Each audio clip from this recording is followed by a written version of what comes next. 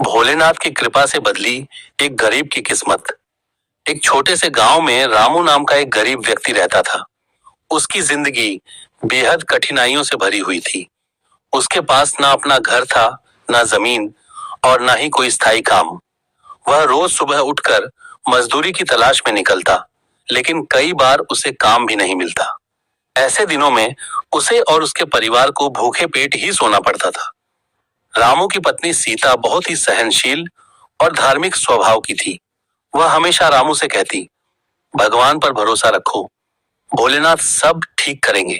लेकिन रामू कभी कभी निराश हो जाता और कहता, मैं रोज मेहनत करता हूँ, फिर भी भगवान मेरी सुनते क्यों नहीं।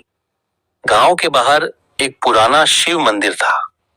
मंदिर बहुत साधारण था, लेकिन वहां एक शिवलिंग स्थापित था। लोग कभी कभी वहां पूजा करने जाते थे, लेकिन मंदिर की देखभाल ठीक से नहीं होती थी। सीता रोज सुबह उस मंदिर में जाकर जल चढ़ाती और भोलेनाथ से अपने परिवार की खुशहाली की प्रार्थना करती। एक दिन बहुत तेज बारिश हो रही थी। उस दिन रामू को काम नहीं मिला और घर में खाने के लिए कुछ भी नहीं था। बच्चे भूख से रो रहे थे। यह देखकर रामू का दिल टूट गया। वह बहुत दुखी होकर गांव के बाहर वाले शिव मंदिर की ओर चल पड़ा। बारिश में भीगते हुए वह मंदिर पहुंचा और शिवलिंग के सामने बैठ गया। उसकी आंखों से आंसू बहने लगे। उसने हाथ जोड़कर कहा, भोलेनाथ, मैं बहुत गरीब हूं, लेकिन मैं मेहनत से भागता नहीं। बस इतना कर दीजिए कि मेरे बच्चों को भूखा ना सोना पड़े। रामू बहुत देर तक वहीं बैठा रहा। धीरे धीरे बारिश रुक गई। तभी उसे मंदिर के कोने में एक बुजुर्ग साधु बैठे दिखाई दिए। साधु ने मुस्कुराते हुए रामू से पूछा, बेटा, क्यों परेशान हो। रामू ने अपनी पूरी कहानी उन्हें बता दी। साधु ने शांत स्वर में कहा, बेटा, सच्ची श्रद्धा और विश्वास से की गई प्रार्थना कभी व्यर्थ नहीं जाती। भोलेनाथ जरूर तुम्हारी मदद करेंगे। साधु ने रामू को एक छोटा सा बेलपत्र दिया और कहा, इसे रोज शिवलिंग पर चढ़ाना और सच्चे मन से मेहनत करना। बाकी सब भोलेनाथ पर छोड़ देना। रामू ने साधु की बात मान ली।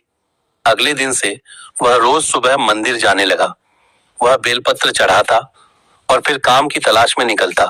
धीरे धीरे उसके मन में शांति आने लगी। कुछ दिन बाद गांव में एक बड़े जमींदार आए। उन्हें अपने खेत में काम करने के लिए मेहनती लोगों की जरूरत थी। रामू भी वहां पहुंचा। जमींदार ने उसे काम पर रख लिया। रामू ईमानदारी से काम करने लगा। उसकी मेहनत देखकर जमींदार बहुत खुश हुए।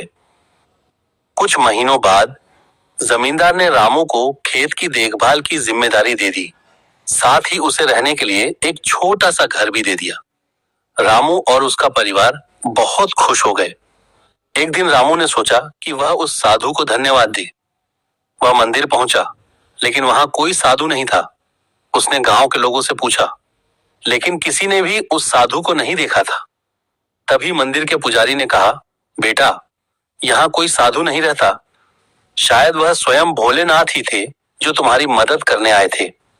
यह सुनकर रामू की आंखों में आंसू आ गए। उसने शिवलिंग के सामने सिर झुका दिया और बोला, भोलेनाथ, आपने मेरी जिंदगी बदल दी। धीरे धीरे रामू की जिंदगी पूरी तरह बदल गई। उसके बच्चे पढ़ने लगे, घर में खुशहाली आ गई और वह खुद भी गांव के गरीब लोगों की मदद करने लगा।